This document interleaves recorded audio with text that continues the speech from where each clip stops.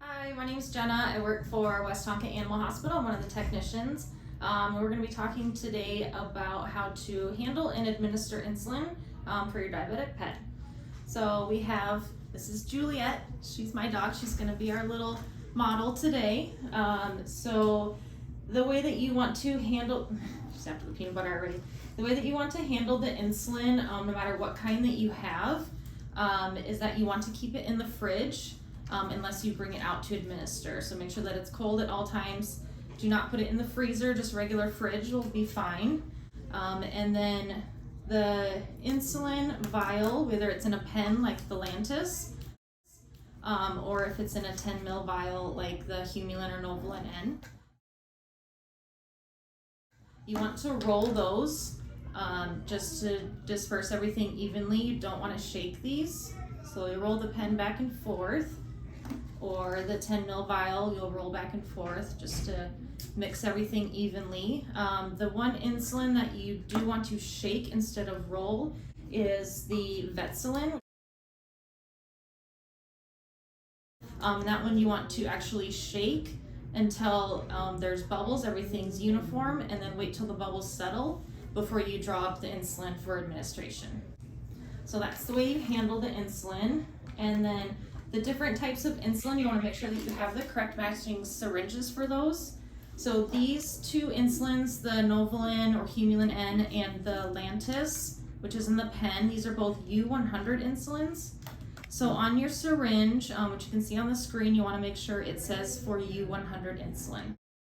The Vetsulin we talked about, which is the one you shake, the syringe will say on it for U40 insulin. So make sure that those match appropriately because the dosages will change based on the type of syringe it is. So to go ahead and administer the insulin, I'm going to do a little mock administration just with some sterile water because she does not need the insulin. You'll want to get a little alcohol swab, clean off your vial or the little plunger at the tip of the pen if that's what you're using, and then make sure you have your correct syringe. You'll take the little cap off the end of the syringe and then you'll turn the insulin vial upside down, take the cap off to expose the needle. It's very, very tiny. Insert the needle into the vial and then draw up and then push it back in to push any bubbles out of the syringe. So then you'll draw up however many units your doctor has instructed for you to give.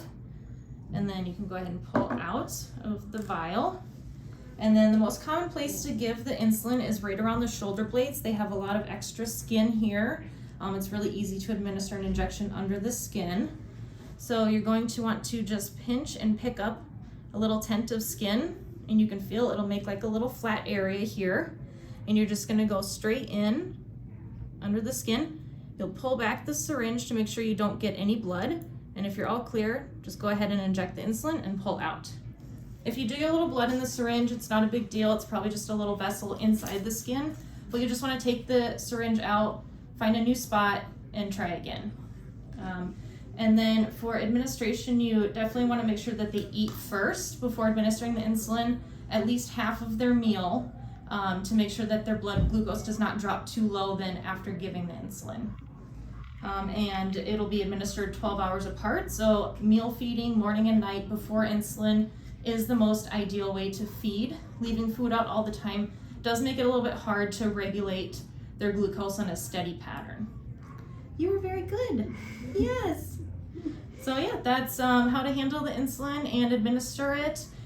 If you have any questions about if your pet is not regulated or if they're showing some symptoms, definitely contact your veterinarian. You might need to schedule a glucose curve to get their dosage adjusted appropriately. All right, good luck. Thanks, guys. A good tip to help distract your pet while you're giving insulin, if they're a little bit nervous about it, is to find their favorite treat. Juliet loves peanut butter, so you can always do a little distraction. You can smear a little bit like on the wall and kind of have them distractingly eat that while you then administer the insulin. That'll also make it a good experience and a positive environment for them.